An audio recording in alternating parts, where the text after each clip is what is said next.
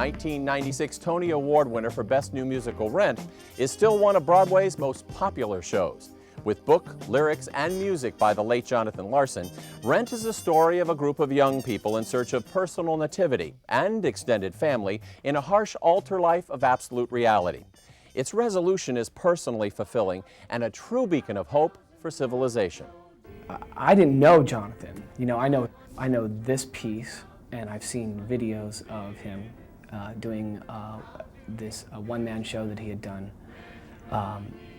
And so I've seen him perform, but, you know, based on the people I've met, the people who did know him, and by doing this piece every night for a year now,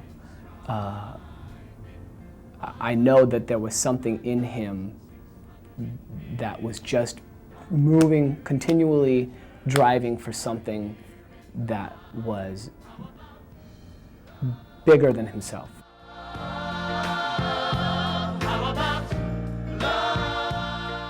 Well, Mark is a young filmmaker, and at the beginning of the play he is making a documentary-esque film of his life and his friends, who are all in their early 20s, for the most part anyway, in the East Village. And his character is somewhat detached because he's always watching, and he kind of, as his role in the play, also serves as a narrator to the audience. So he's continually keeping them up to date on particular plot points, or on, and then he's also a focal point, so the audiences can look to him to let them know where the story's happening on stage. Short careers, eating disorder. Adventure, tedium, no family, boring locations, Northrop, perfect faces, egos, money, Hollywood, and sweet music. Emotion, mathematics, isolation, rhythm, feeling, power, harmony, and heavy competition. Anarchy, revolution, justice, screaming for solutions, forcing changes, risking danger, making noise and making clean. My character is probably, in terms of Roger and Mimi, you know, a lot more hopeful on the outside, a lot more, you know, I know what I'm doing and I'm fine, and, you know, it's the interior moments, and some of the songs that are interior moments for her, where you see the range that she goes through. You, to people living with, not dying from disease. Red he among us, without sin, be the first to condemn. She's an angel. She was there, she was brought down for a short time to teach, and then she moves on. It's kind of her job to be the symbol of what it is that you cherish in life, which is your friends and your family and the people who mean something to you. So that when we lose her, it's deeply felt, not only by the audience, but by the people on stage, that this is someone who meant something to them, a great deal to them, on a number of levels. It is almost like the nativity scene, and here's this angel that descends down upon the scene. And That's the way I've always pictured it, you know, except, you know, she's in, you know, a Santa Claus suit and a wig and some but isn't that great? Zebra tights. I mean, but she's a symbol of that whole giving. Yeah, well, that's the point. You know, she comes in that Santa Claus suit, and she is Santa Claus for a few minutes, and kind of saving the day and making the holiday brighter. She teaches us how to live, doesn't she? Yeah, I hope so. I mean, that's been my my goal.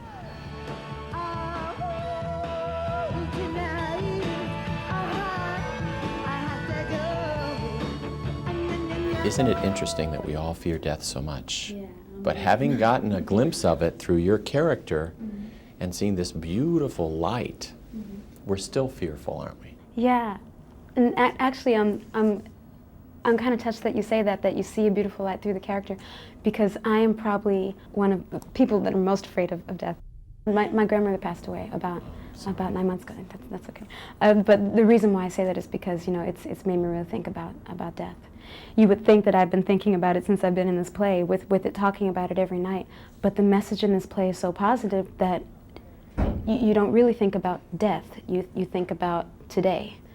And with my grandmother leaving, Yeah, I'm really afraid of death, and it's a testimony to this play to say that I can be so afraid of death and still do me and still sing the words that Jonathan Larson wrote, and in my fears still find something in there that I believe in. It is tragic to think that young people have to face mortality so young, and I think that's part of the reason why we're so touched in this piece, is that we see young people having to face the toughest part of life. Yeah, you know, we had a student matinee a few weeks ago. All high school students, all college students, all middle school students. And before the show started, we were told that they had been taught Seasons of Love and that they might sing along with us during the show. And it was just great. But then we were also told that there were about 15 students in the audience who were living with AIDS, who had AIDS, and who had written poems, and they had an assembly before the show started.